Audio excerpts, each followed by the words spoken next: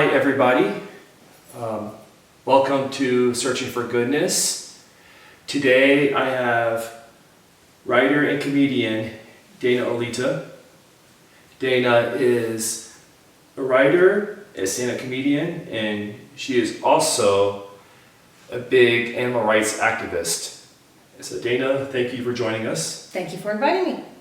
So my first question is that we all know that laughter is the best medicine.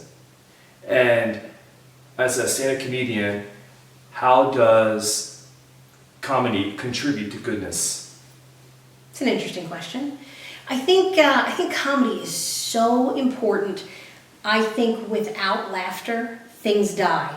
So if you're in darkness, if you're always angry, like things inside of you can die. I kind of feel like you really need laughter just to bring joy to this world. And that's one of the reasons that I do stand-up comedy is I tend to make fun of myself. I make fun of my childhood. I make fun of my family. I never make fun of, outsiders, but I use that to find a common ground with other people and give them happy memories and make them laugh. I just think that there's something magical and special in laughter that you just can't get with any other emotion. It's a very different emotion. Glad to hear it. I am from Philadelphia. Any East Coasters in the house? Woo! Right. I gotta look around and make sure my mom's not here, because if I'm gonna tell stories about my childhood, I gotta make sure she still doesn't know the shit that I did. I grew up in Philadelphia in the 70s, and that was some wild shit, okay? My parents were total hippies.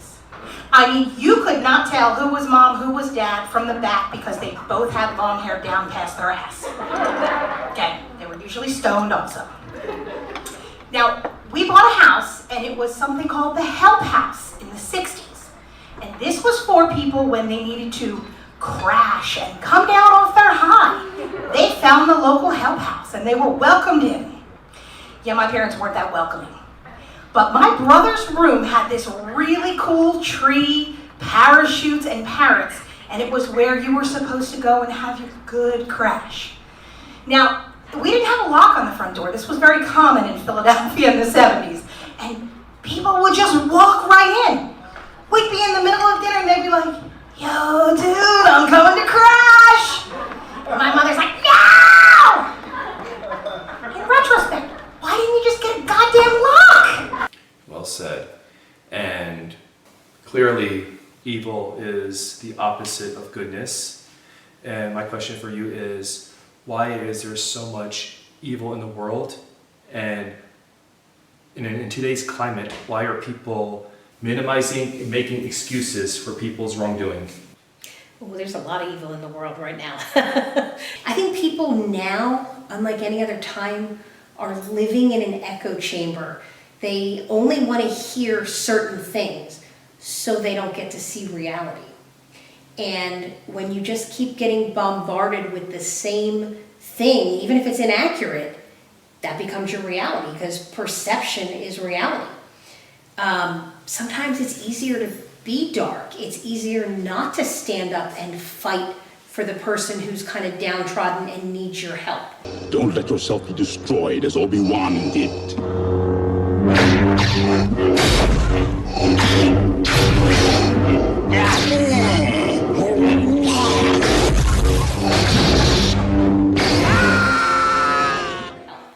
It's easier to fall in line and boo somebody rather than to put your hand out and pull them up, because that kind of takes strength and that takes courage to actually get out of line and help somebody out. Politically, things are so charged, and it's an insane time that we're allowing darkness to permeate this entire government and take control of everything in this world. I mean, we're living in this crazy chaos that it's like every single day you get up and the news is, what happened today? What did he do today? What did they do today? And it's just over and over, and there's just that constant darkness. And we're talking about stand-up comedy. Again, you got to come in somewhere and break up that darkness, because if you don't, fascism is coming back and all of these terrible darknesses are creeping in, and we just really have to stand up and not allow that to happen. And that's not easy. It's not. No.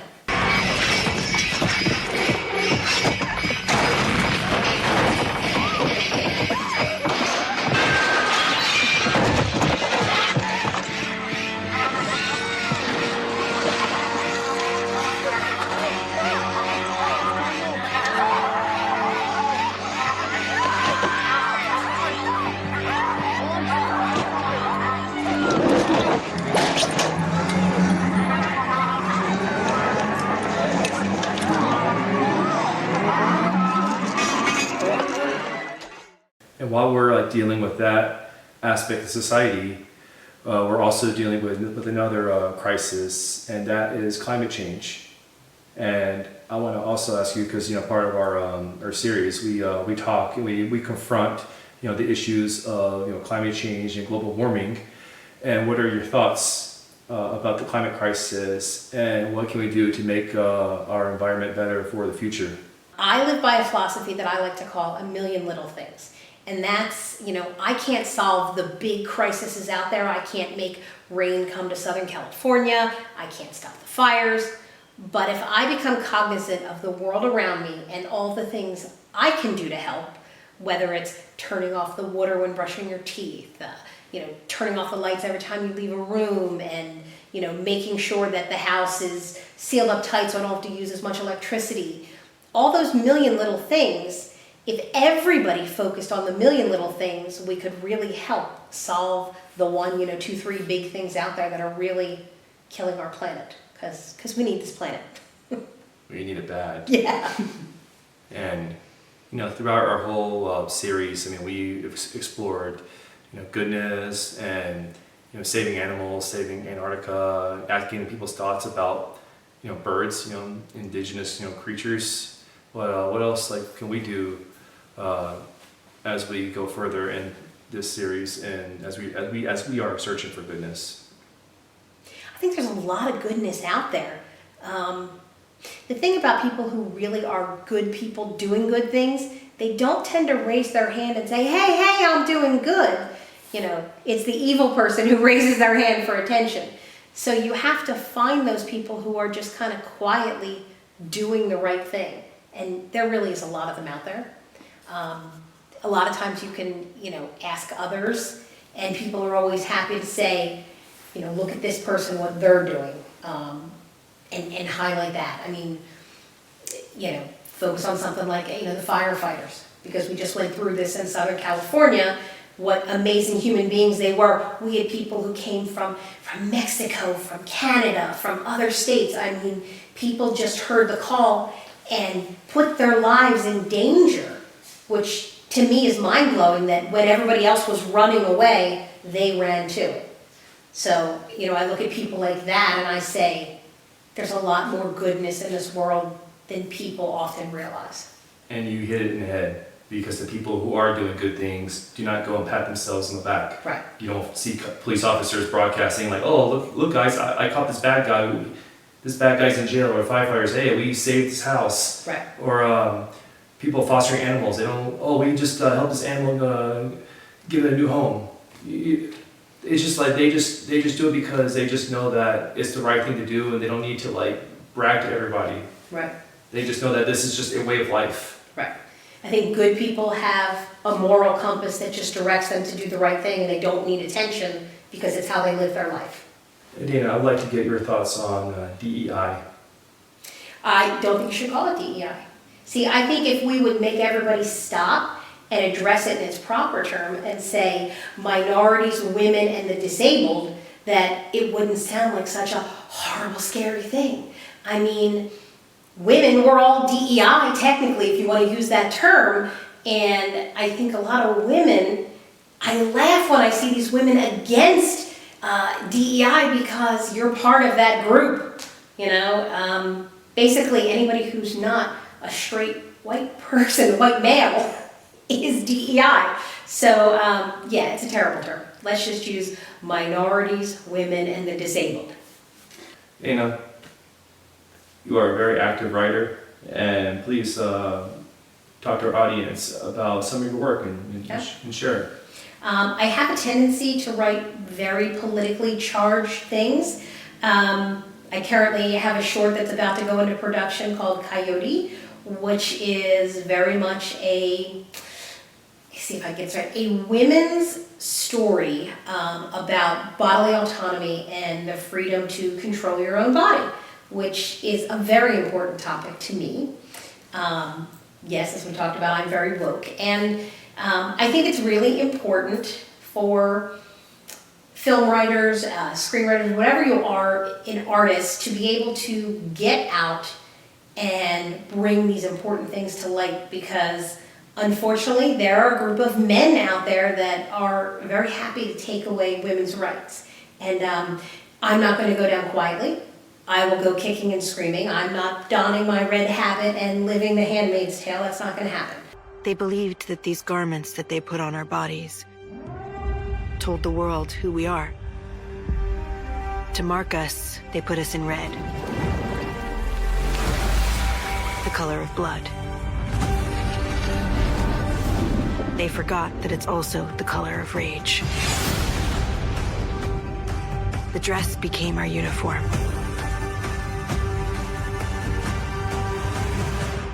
And we became an army.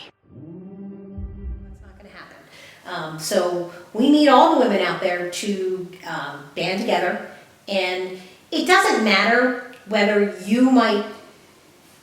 whether you're somebody who believes in abortion per se, but you should always believe in the right to control your own body. Whether it's a man or a woman, I should have no say in what happens to your body. It's your body. You should have no say what happens to mine. It's just how we should all be living.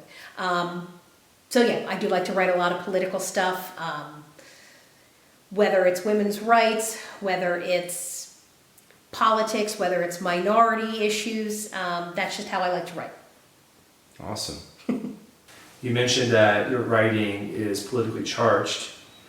In today's climate, what can we do to continue to keep our eyes open and to stay resilient? The most important thing is do not go gently into that good night. Right now, everybody has to stay hyper-focused and aware. We are standing at the crossroads of exactly where 1940s Germany stood. And people were silent, and people just went, well, that's not going to happen to me. When they came for one group, they said, oh, it's not going to happen to me. Well, eventually they're going to run out of groups, and they're coming for you. So be loud, be vocal, whether it's out there marching, whether it's being online and making a constant presence out there. Like, I like to get facts out there all the time, whether it's Twitter, Blue Sky, Instagram. I am commenting left and right, and I am citing facts, and I am attaching news articles, because I'm not just going to live in this echo chamber of false news. So it's important to be very vocal. Don't stop being vocal, no matter who you are. Don't stay silent. Absolutely. And goodness will win. And laughter is really good. Now, it's really interesting. When I moved out here, I discovered that there are a lot of differences between Philly and LA. A lot.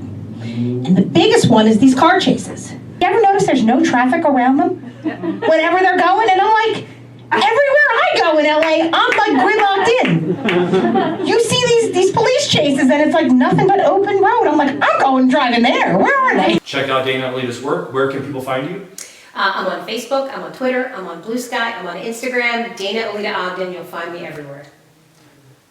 Check her out, and we're going to look at this camera, and after we say 3, 2, 1, we say goodness will win. Okay. 3, 2, 1. Goodness will win. Please subscribe on our YouTube channel. Please like, share, and keep watching. Good morning.